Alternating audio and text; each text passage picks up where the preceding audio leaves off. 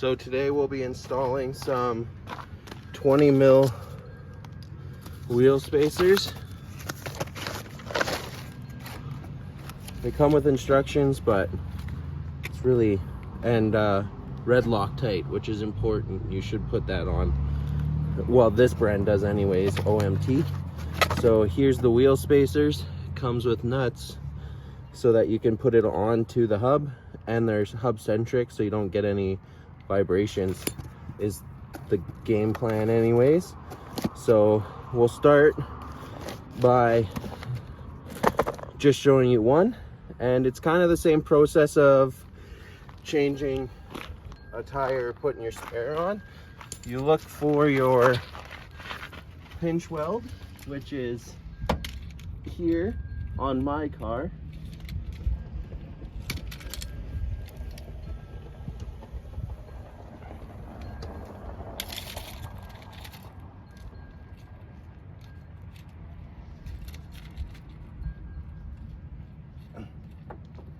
There we go. So my e-brake's on and my car's in gear so that it won't go anywhere. And then I always like to crack the lug nuts because it makes your life easier once it's in the air.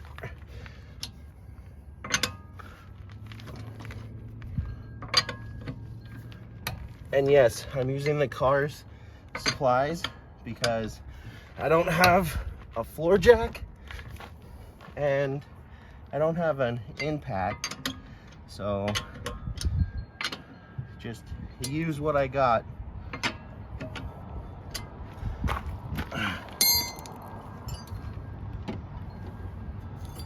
So this tool, the hook, just hooks into the jack here, and then you just spin the car up so that the wheel comes off the ground enough so that you have space to get the tire off and on.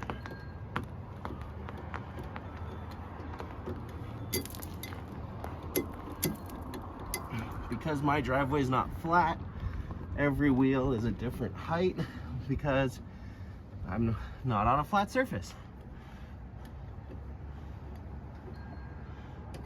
There we go. And then I have a 19 mil ratchet for this part, just to make it easier than the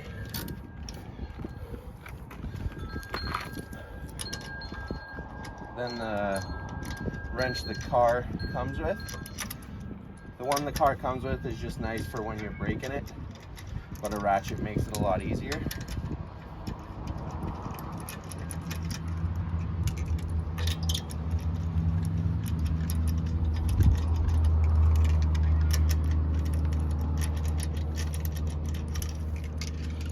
So now that I have all the nuts off, take that off, set it aside. I'll set it behind the camera, and then from this point you can check your brakes or whatever you need to. My car is still new, well, fairly new, so I don't need to really check anything because the brakes are going to be brand new, especially because I don't really use the brakes. I use downshifting more. So right now I'm just unthreading all the nuts that the spacers come with, because on the spacer studs I'll be using the OEM nuts to hold the wheels onto the spacers, and then these ones will hold the spacer onto the hub.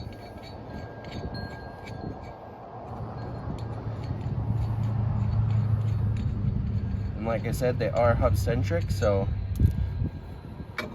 they go right over the stock hub, and then they don't fall, they move side to side right now, but they don't do anything. So with the red Loctite, you see your nut, you take your Loctite, and you just put a little bit inside so that you have enough.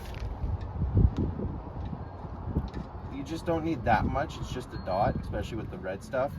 And then you just repeat the process on all of the nuts, and then just spin them onto the OEM studs.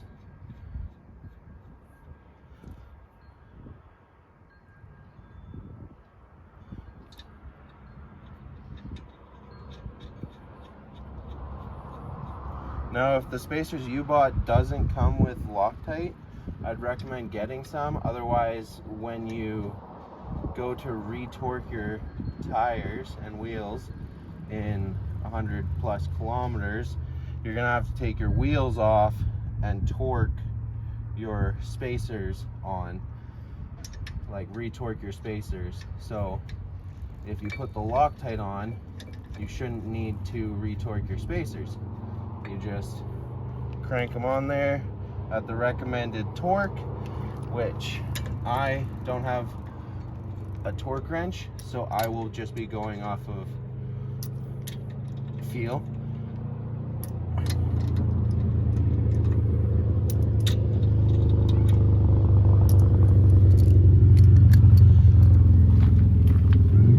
So I just spun the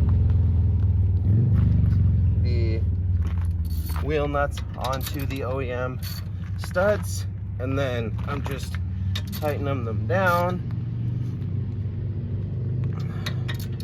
a good crank, and you do it in a star pattern so that it goes on there evenly. And then you want to do it one more time just in case there was movement or one of them didn't seat properly. Yeah. So now with the spacer on, you can grab your wheel and you roll it back up, line up your studs, and put your wheel on. And then you can grab your lug nuts, the OEM ones, and spin them back onto the car.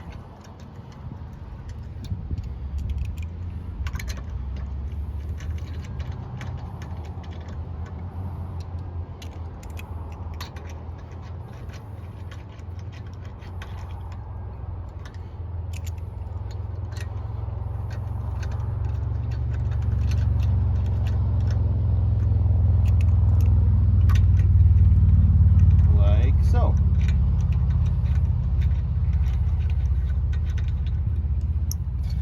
and then you want to take your ratchet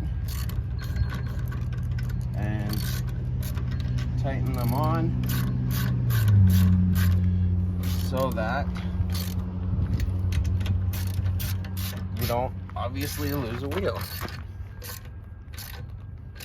Now it's kind of gonna, for me, it's gonna pull itself on the wheel, so it's or the spacer, because the wheel has a little bit of road grime built up on the OEM hub, so I need to work the wheel onto the spacer, which realistically, if you want to do it really properly, you should sand off or buff off the dirt and grime that the hub has built up so that you don't have any issues. But I don't have a tool for that, so we will be just making it work with what we have. And then I grab the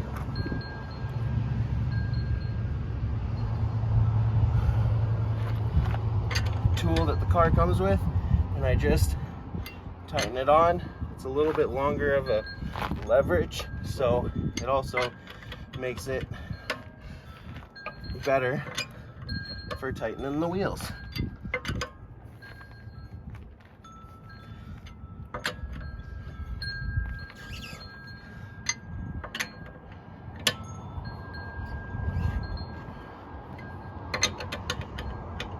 As you can see, again, star pattern to make sure you get the proper seating on the car so that you can avoid any wheel vibration from the spacers. And then I'm just going around and double checking that they're all tight enough for my comfort, which is that. Now with the spacer on, you can go ahead and drop the car back on the ground and then repeat the process 4 more times.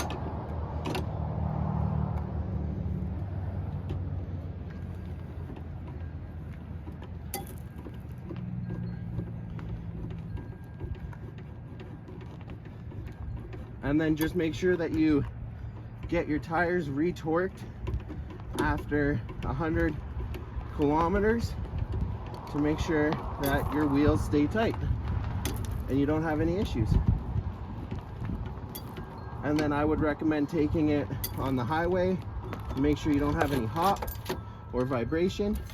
If you have any vibration, you will have to grind off those hubs and make sure that you don't have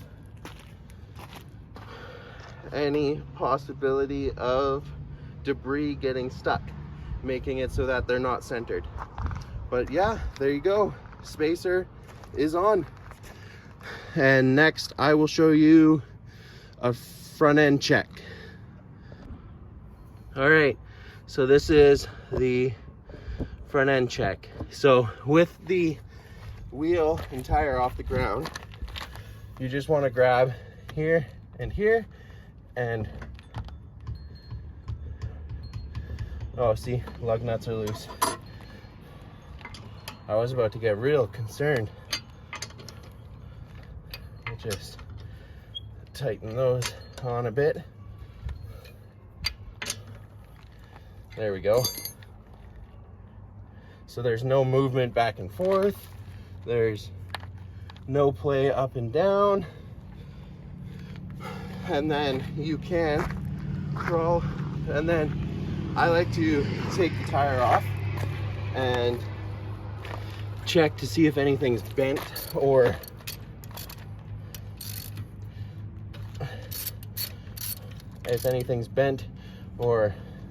looks loose. I am having some weird noise on this side of the car, so I just want to double check that everything is okay, because I don't want any issues.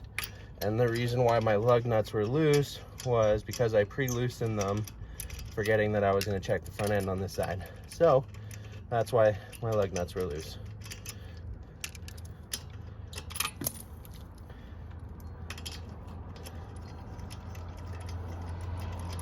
And just like that, lug nuts are off, wheels off, roll that out of the way, and then you can check in here to see if everything is okay. And everything looks okay.